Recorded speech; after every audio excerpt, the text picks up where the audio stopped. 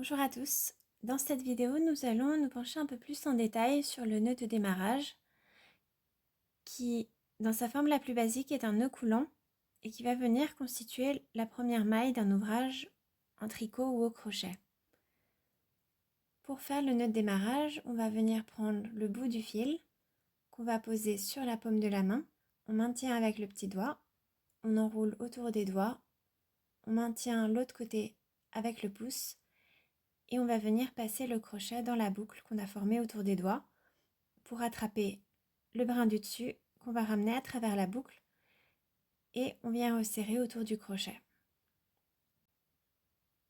Le nœud de démarrage se resserre quand on tire sur le fil de la pelote, se desserre quand on tire sur l'autre bout et donc se resserre quand on tire sur le fil de la pelote.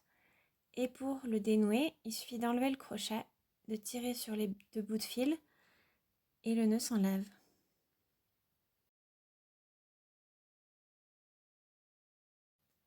Ce même nœud peut aussi être utilisé en tricot.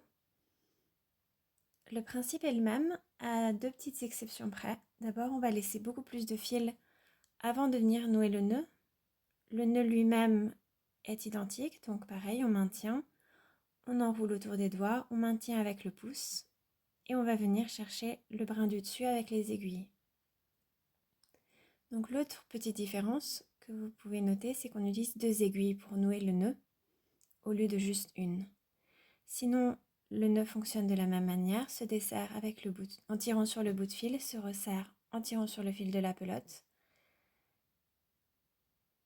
Et comme vous avez pu remarquer, on avait laissé beaucoup plus de fil avant de le nouer pour avoir un bout qui est beaucoup plus long que pour le démarrage en crochet.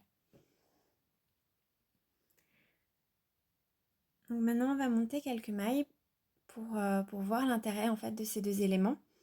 D'abord donc avec deux aiguilles, puis ensuite on en montera quelques-unes avec une seule aiguille pour voir la différence.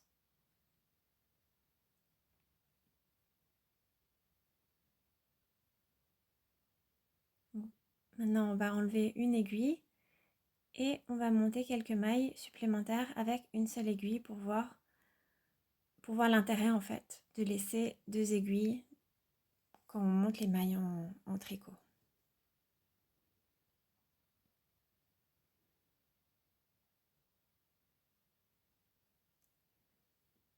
Donc ici, la première chose qu'on peut noter, c'est que le fil a beaucoup réduit. Il a en fait été consommé par les mailles qu'on a créées. C'est pour ça qu'il faut en laisser plus. Et l'autre élément, c'est qu'on voit une nette différence de tension entre les mailles faites avec deux aiguilles et celles faites avec une aiguille. Et ça va être très important pour le premier rang de tricot, qui sera très compliqué à tricoter si les mailles sont trop serrées. Maintenant, voyons ce qui se passe si on inverse le sens du fil. C'est-à-dire qu'au lieu de venir nouer avec le bout de la pelote, on vient nouer avec le petit bout. Et donc on inverse en fait le côté qui régule la tension dans le nœud de démarrage. Pour ça, on va prendre deux fils, donc un fil bleu et un fil beige pour voir la différence entre les deux.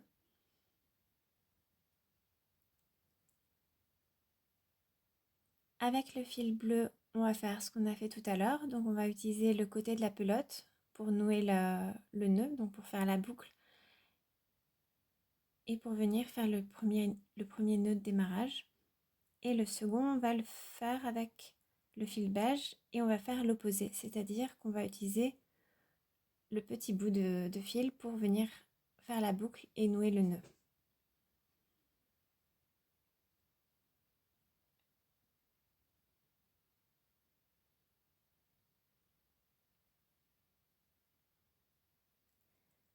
La première différence entre les deux, c'est le fil qui va gérer la tension. Donc dans le cas du fil bleu, le fil qui permet d'agrandir et de réduire la boucle est celui qui est attaché à la pelote.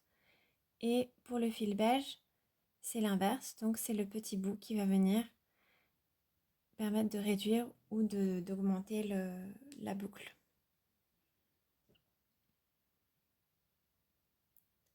Cette différence va impacter déjà sur la première maille de la chaînette, si on décide de faire une chaînette. Avec le fil bleu, il n'y a pas de problème parce que du coup, on peut facilement agrandir la boucle et gérer la tension dans la boucle avec le fil qui va venir en fait constituer la première maille, ou plutôt la maille suivante de la chaînette.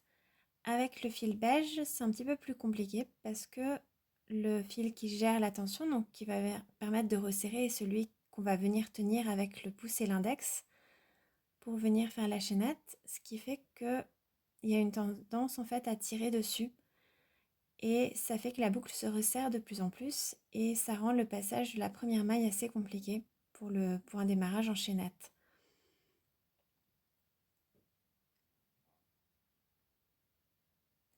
Le démarrage qu'on a fait sur le fil beige a un autre intérêt par contre pour une autre technique où on va venir monter des mailles en fait à l'intérieur de la boucle. C'est-à-dire qu'au lieu de s'en servir comme d'une première maille pour une chaînette, on va s'en servir comme d'une base pour le premier rang. Donc en venant faire des mailles serrées à l'intérieur de la boucle,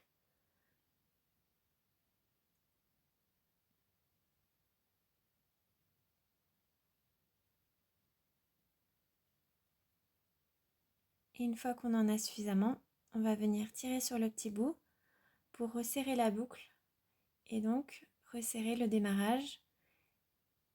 Et c'est ce qu'on peut utiliser pour un démarrage en rond ou en spirale. Maintenant, voyons ce que ça donne si on fait la même chose avec le fil bleu. Alors, ça va pas marcher, mais voyons quand même déjà pourquoi. Et donc le principe est le même. On va venir monter des mailles serrées à l'intérieur du nœud coulant.